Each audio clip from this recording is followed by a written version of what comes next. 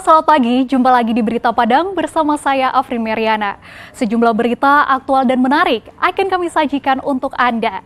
Berikut 3 berita utama pagi ini.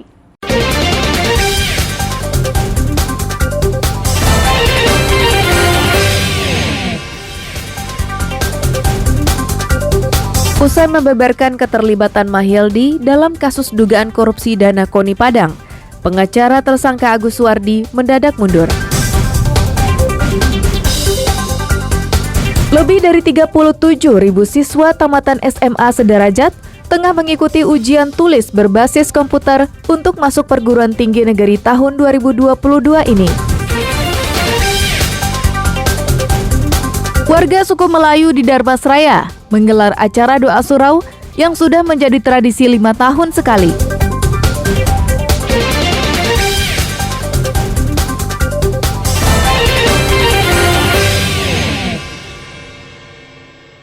Dalam proses anaknya jadi ketua KPI. Putri Dayasi Rizky memutuskan untuk mencabut surat kuasa atau mundur menjadi pengacara mantan Ketua Umum KONI Kota Padang, Agus Suwardi.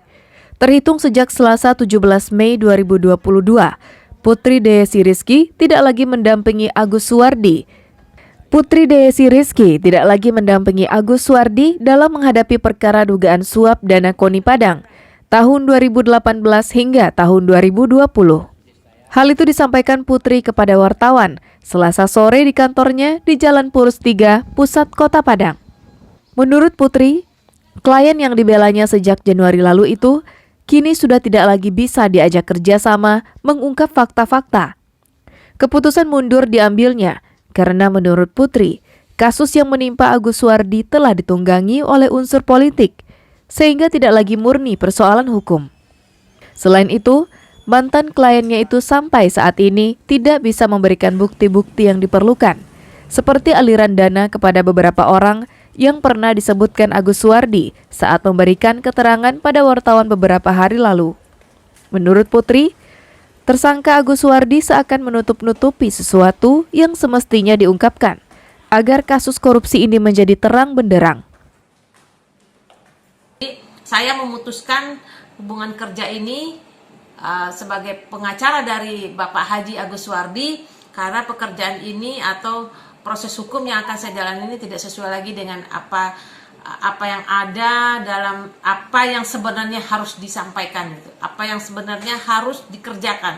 Artinya begini, dia mempersulit pekerjaan yang seharusnya dia jelaskan dengan terang benderang begitu. Tapi dia mensembunyikan sesuatu terhadap saya sebagai pengacaranya. Sebelumnya, melalui pengacara, Agus Suwardi yang juga mantan Ketua KONI Kota Padang membeberkan keterlibatan Mahyeldi dalam kasus korupsi yang kini menjeratnya. Saat memberikan keterangan tersebut, Agus Suwardi memperlihatkan kepada wartawan hasil cetakan percakapan di media sosial antara dirinya dan Mahyeldi terkait dana hibah untuk KONI Padang. Namun sayang, bukti percakapan tersebut tak diserahkan Agus Suwardi kepada pengacaranya. Dari Padang, Robiham melaporkan. Sepak bola PSP Padang juga tidak sesuai aturan.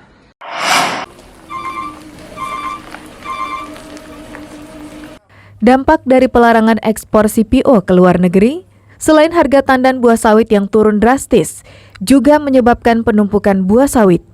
Puluhan mobil truk bermuatan tandan buah sawit antre panjang untuk dapat masuk ke pabrik pengolahan minyak kelapa sawit di Dharmasraya. Pemandangan seperti ini terlihat di jalan masuk menuju sebuah pabrik pengolahan minyak kelapa sawit setiap hari. Puluhan truk pengangkut buah kelapa sawit harus menunggu giliran untuk masuk ke dalam pabrik. Para sopir dan kendaraan truk bermuatan tandan buah sawit tersebut bahkan harus bertahan hingga 3 hari untuk bisa membongkar sawitnya di dalam pabrik. Pasalnya, dari 6 pabrik pengolahan minyak kelapa sawit yang ada di Dharmasraya, hanya 3 pabrik yang masih beroperasi. Selebihnya memilih tutup untuk sementara. Kondisi ini terjadi sejak larangan ekspor CPO diberlakukan. Petani menjual sawit ke pabrik yang masih beroperasi secepatnya karena mereka takut buah sawit tersebut busuk kalau disimpan terlalu lama, walaupun harga tandan buah sawit sudah anjlok. Harga tandan buah sawit saat ini hanya Rp1.450 per kilogram.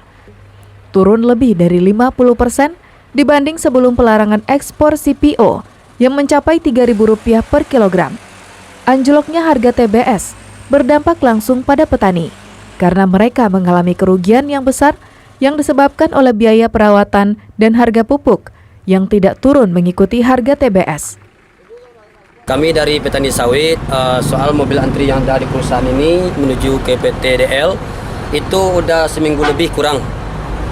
Mulai terjadi kendala seperti ini gara-gara pihak pemerintahan belum bisa mengatasi tentang persoalan harga sawit se-Indonesia. Tapi karena kendala pabriknya udah satu ini yang buka, mungkin petani sawit yang lainnya luar Damasraya ke sini, Pak. Petani mendesak pemerintah mencabut larangan ekspor CPO ke luar negeri agar harga tandan buah sawit kembali naik dan pendapatan petani sawit kembali normal. Eko Pangestu melaporkan dari Dharmasraya.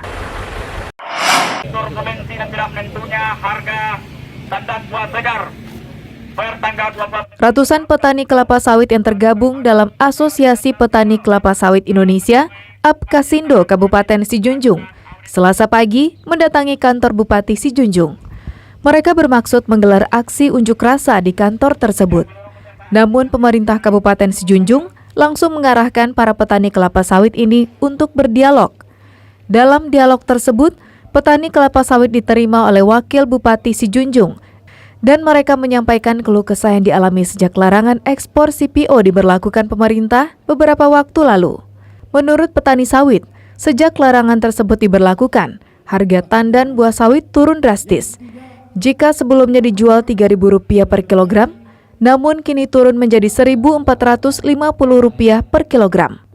Kepada Wakil Bupati, petani sawit meminta pemerintah Kabupaten Sijunjung agar meneruskan tuntutan mereka kepada pemerintah pusat untuk mencabut larangan ekspor CPO tersebut.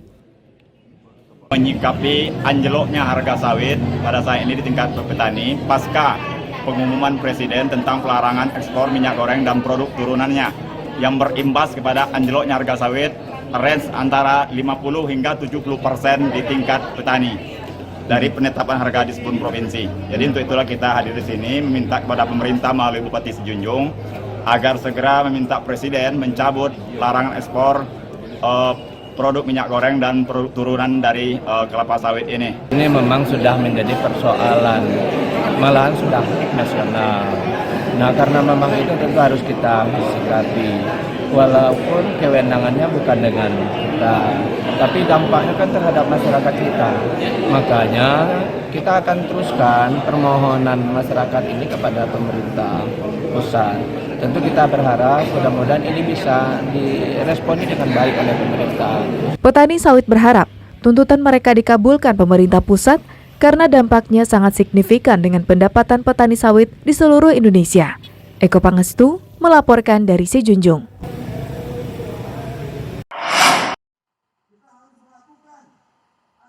Ratusan petani sawit Pasaman Barat yang tergabung dalam Apkasindo Selasa pagi melakukan aksi damai di depan kantor Bupati Pasaman Barat.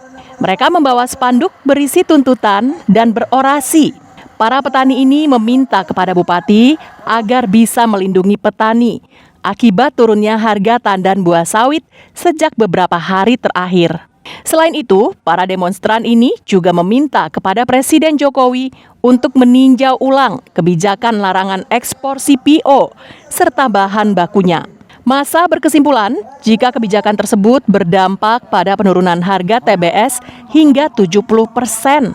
Menurut Ketua Apkasindo Pasaman Barat, aksi yang mereka lakukan ini merupakan upaya petani menuntut pemerintah bertindak tegas terhadap pengusaha yang menurunkan harga secara sepihak. Petani sawit di Pasaman Barat bertekad akan terus memperjuangkan tuntutannya hingga harga TBS kembali normal. Perwakilan dari petani, PUD, para supplier, pada pedagang yang prihatin terhadap anjloknya harga TBS yang akhir-akhir ini dan dampaknya. Tentu ini tidak kita biarkan, ini akan berpengaruh terhadap link sektor di seluruh, dan dampaknya bukan hanya terhadap para petani kelapa sawit saja, ini juga untuk kemungkinan akan berdampak di seluruh lapisan kalangan masyarakat. Terkait tuntutan tersebut, Bupati Pasaman Barat berjanji akan menindak tegas pengusaha kelapa sawit yang nakal dan menurunkan harga TBS secara sepihak. Selain itu, Bupati juga akan menyampaikan tuntutan massa kepada pemerintah pusat. Aspirasi masyarakat Pasaman Barat kepada Bupati Pasaman Barat terkait dengan secara tiba-tiba anjloknya harga sawit di Pasaman Barat. Tentunya beberapa yang disampaikan tadi, insya Allah ini kita akan lanjutkan ke pimpinan lebih atas, Pak Gubernur. Usai berorasi, para pedemo berdiskusi langsung dengan Bupati terkait tuntutan mereka. Safatul Ulum melaporkan dari Pasaman Barat.